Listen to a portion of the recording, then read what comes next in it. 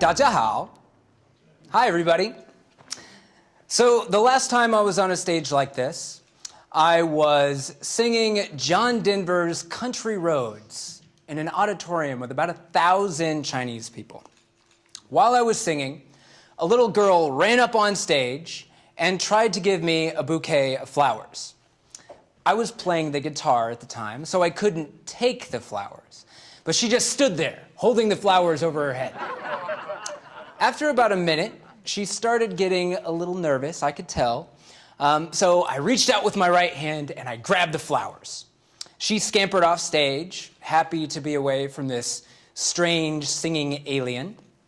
And while I was happy to ease her discomfort, now I had to figure out how to play the guitar with a bouquet of flowers in my hand. Somehow I made it through the song and got a wild standing ovation from the audience. Of course, this was the same reaction that I got when I walked on stage and said, 大家好. Everyone was so excited to know that I could put a few words of Chinese together. Now, this experience is something I never would have predicted before I became a Peace Corps volunteer in China. And unpredictable experiences were definitely not rare during my service. So as a Peace Corps volunteer, I taught English at a small teachers' college in rural Guizhou province. Bijie University. So Bijie taught at Bijie University. My students really got a kick out of that. Over the course of my time in Guizhou, I taught over 500 students. Most of my students were freshman and sophomore English majors. Many of my students, they were first-generation college students. Their parents were laborers or farmers. And by earning an English degree, they could make a little bit more money than their parents by working as teachers in rural middle schools and high schools. They could also have a different lifestyle, escaping a life of toiling in fields and factories. I taught a range of courses at Bijie University. My favorite had to be British culture. I have never been to the UK. So each class, I was learning just as much as my students were. And the university actually had a teacher from the UK that semester, but she was unavailable to teach the British culture class. She was busy teaching another class, American culture. So in addition to teaching, I also partnered with my university and the local Centers for Disease Control to put together AIDS awareness activities. So I led lectures and discussions at the university, and I engaged around 200 students to participate in these AIDS awareness activities.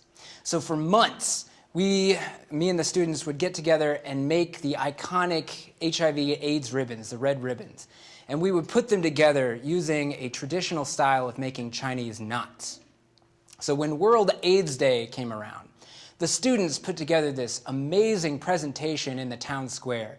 They had a show with singing and dancing. We went downtown and passed out pamphlets and our ribbons, and we solicited donations for children who had been orphaned by AIDS living in the community. I was so proud of my students and all the hard work that they did. They raised over 1,500 renminbi that one day. Now, of course, that only equates to about $200 US, but it was a big deal for them. And I went with them to go and hand over the money to the CDC officials. It was such an amazing experience. We shook hands and took pictures, and everybody was so thankful. And then the CDC officials took us to a banquet that probably cost about $200. So while the AIDS awareness activities were beneficial in and of themselves, they also had a beneficial side effect. On May 12th of 2008, I was sitting in my apartment when all of a sudden I started feeling the building shake. They had been doing a lot of construction on my campus, and they were dynamiting buildings to make room for, or dynamiting mountains to make room for new buildings. So the building was shaking, and I thought, there goes another mountain. But then I realized I didn't hear an explosion. Also, the shaking didn't stop. So what I had experienced was an earthquake that originated over 200 miles away in northern Sichuan province. Now, in Guizhou, we were lucky. There was no major damage and people weren't injured. But in Sichuan, it was devastating. Tens of thousands of people died as schools and houses collapsed. And my students had friends and family in Sichuan, and they wanted to go to help, but the government was restricting access to that area. It was just too dangerous. But the students who had worked with me on the AIDS awareness campaign, they were ready. They mobilized. They started raising money. They collected food and clothing. They even put on an amazing candlelight vigil for the victims of the earthquake. Now, when I arrived in Bijie, the concept of volunteerism was really strange to people. I would tell people, I'm a volunteer, and they would look at me like, why would you do that? Why would you go and work for free? But by the time I got towards the end of my service, the spirit of volunteerism had really taken hold. The students found causes that they could believe in, and they realized that they could make a difference. And so on that night at the candlelight vigil, I started thinking that maybe I had made somewhat of a difference myself. So when I tell people that I was a volunteer in China, often a reaction I get is, what is Peace Corps doing in China? China has the second largest economy in the world. Why do they need volunteers? China is a rival state. China has a terrible human rights record. China is a communist country. Why is Peace Corps there? So I reply that China is exactly where Peace Corps should be. You see, I am the director of Peace Corps' Office of Third Goal. Let me explain that interesting title to you. The mission of the Peace Corps is to promote world peace and friendship. And to achieve that mission, we have three distinct goals. The first goal is to provide training and assistance to the people of our countries of service. The second goal is to help build a better understanding of America and Americans in our countries of service, hence the John Denver. The third goal, my goal, is to create a better understanding of our countries of service here in America. And in my opinion, it's the second and third goals of the Peace Corps that make China one of the most important places for our volunteers to be. If China really is going to be the next superpower, wouldn't it be great if we could build some mutual understanding between Chinese and Americans? So that is what I would like to do here today, to help create a better understanding of the diverse people of my country of service, China. So many Peace Corps volunteers are faced with the challenge of introducing a relatively unknown culture to an American audience. They bring out a world map and they point out places like Burkina Faso, Kiribati, Azerbaijan. Hopefully, you can all find China on a map. So these volunteers from countries that are less familiar to Americans start to fill in that blank slate with personal stories of their experiences. And I believe that no matter how big or seemingly familiar a Peace Corps country is, our success as an organization lies in the connections that our volunteers make with these amazing people that change our lives forever. So in the spirit of humanizing my country of service, China, I would like to share just one story with you that really helped me understand the people of Guizhou and challenge my perceptions of China. I had been teaching in my university for about a month, and I decided that I was really going to challenge my students. I was teaching a junior level writing class to English majors, and I gave them the assignment to write autobiographies. I thought, I'm going to kill two birds with one stone. I'm going to be able to assess my students' writing ability, and I'll get to know them at the same time. I am such a great teacher. I had no idea what I was in for. Now, while all the stories were great, while all of them were unique and really kind of shaped my understanding of people in Guizhou, one story has really stuck with me over the past 9 years. I had a student who had named himself Gareth.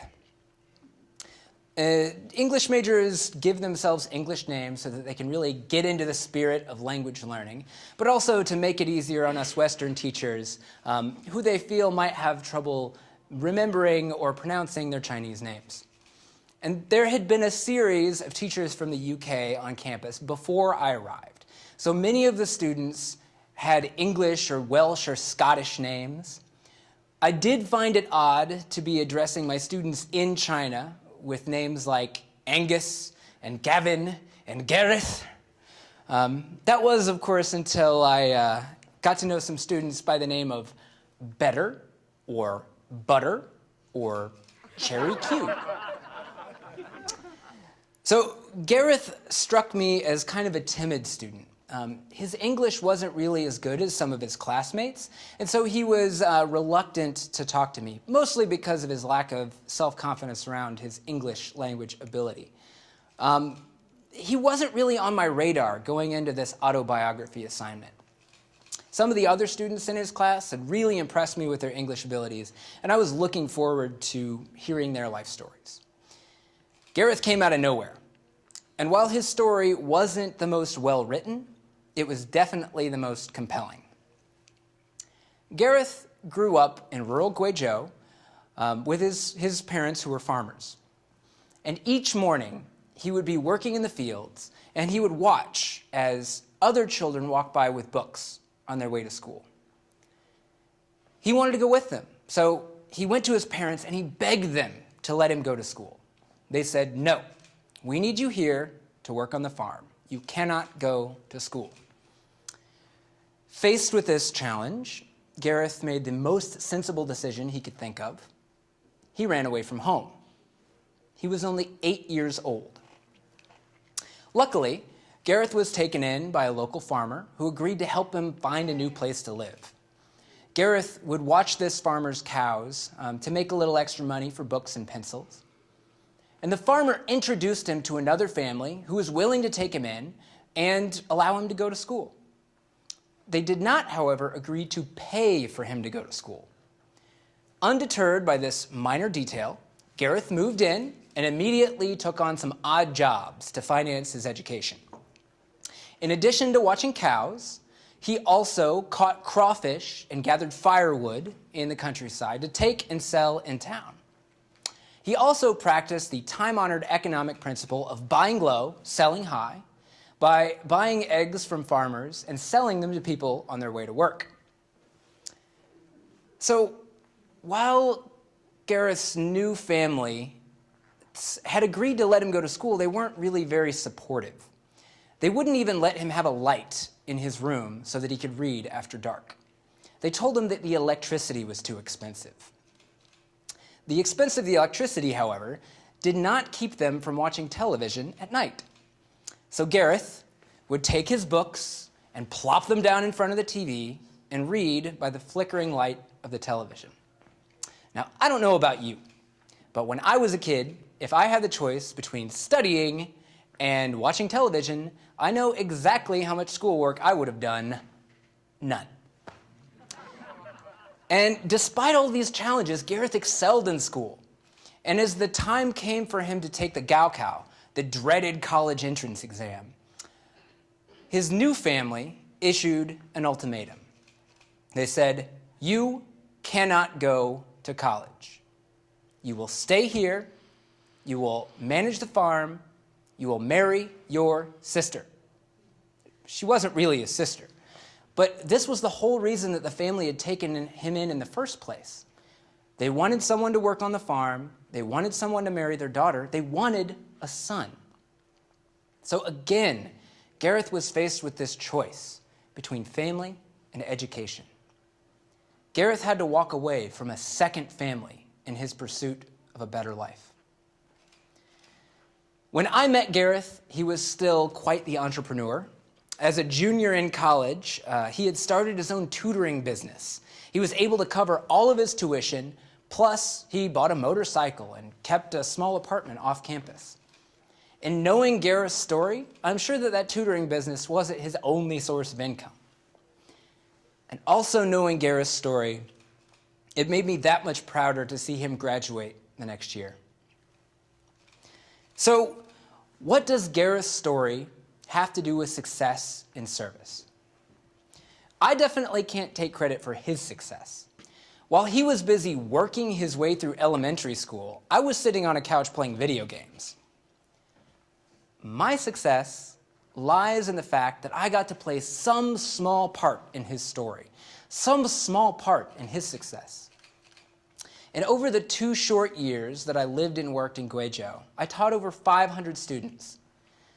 And while not all of them faced the same challenges that Gareth did, they all have their own unique stories. So my success lies in my ability to tell those stories, personal stories about real people. People who may live in a different place or do things a little differently. People who may wear different clothing, eat different foods, speak a different language. But at the same time, they share something fundamental with each of us. And it's through this shared humanity that shines through all of these exotic differences that we can begin to make the world a more connected and peaceful place. With each story that we tell, we chip away at the layers of stereotypes and ignorance and fear to reveal the same level of understanding and respect that we feel for people who are already familiar to us. And that is the true spirit of the third goal. By sharing stories like Gareth's, we can achieve the third goal and ultimately the mission of the Peace Corps, promoting world peace and friendship, one story at a time. 感谢你们. Thank you.